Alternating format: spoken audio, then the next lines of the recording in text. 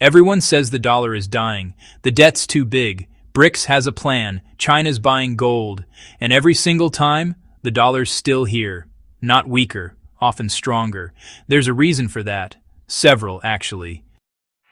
The network nobody wants to leave. Here's what most dollar collapse predictions miss completely. The dollar's dominance isn't really about American power.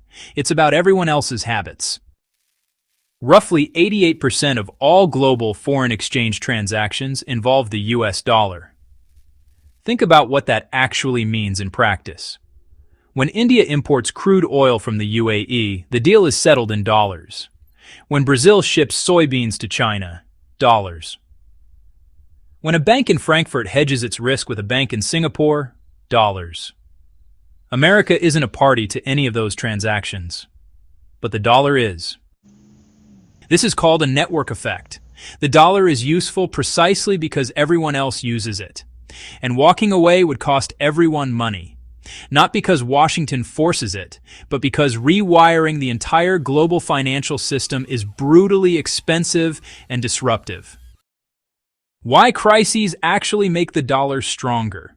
Here's something that honestly should not make logical sense, but it does. Back in 2008, the United States triggered the worst financial crisis since the Great Depression. American banks collapsed.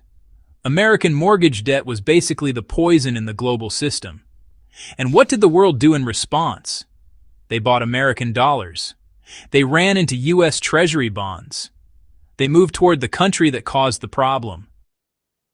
That tells you something pretty deep about how global finance actually works. The U.S. Treasury market is around $26 trillion. It's the deepest, most liquid financial market on the planet. When investors, governments, central banks, sovereign wealth funds need to move enormous amounts of money quickly to somewhere safe, there is really only one market big enough to absorb it.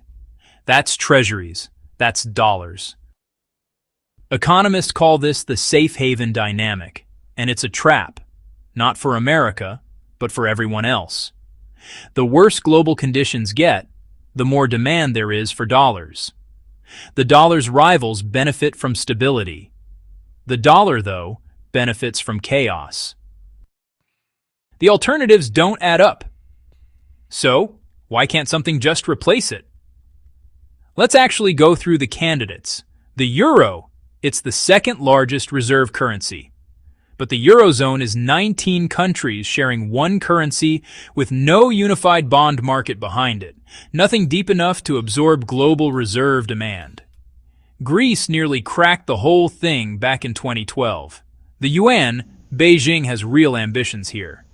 But the yuan is not freely convertible. China controls its capital account, which means foreign investors can't move money in and out freely. That is a deal breaker for a reserve currency. You can't trust what you can't move. BRICS currency. Announced and re-announced. Never materialized. You don't build a monetary union between countries that don't share a legal system, a central bank, or a political framework. Crypto. Volatile. Illiquid at scale. Not yet. What could actually threaten it? Let me be straight with you. The dollar isn't invincible. There are real scenarios where it weakens meaningfully.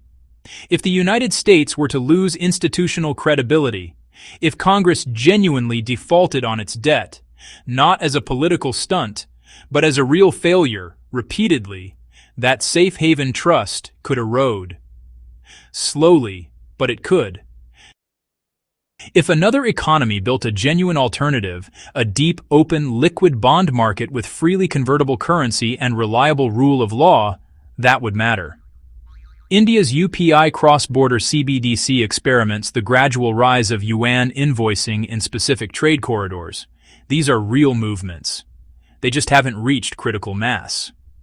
And prolonged hyperinflation, not the 7% we saw post-COVID, but real purchasing power destruction, could shift global confidence. None of this is impossible. It just requires conditions that don't currently exist and would take decades to build. So here's the honest answer. The dollar isn't dominant because of military might or oil deals alone. It's dominant because of network effects, because of the unmatched depth of the treasury market, and because there's no credible alternative ready to take its place.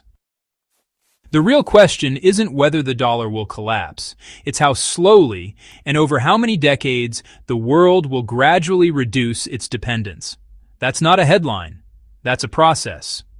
If this shifted how you think about de-dollarization, drop your take in the comments. See you in the next video.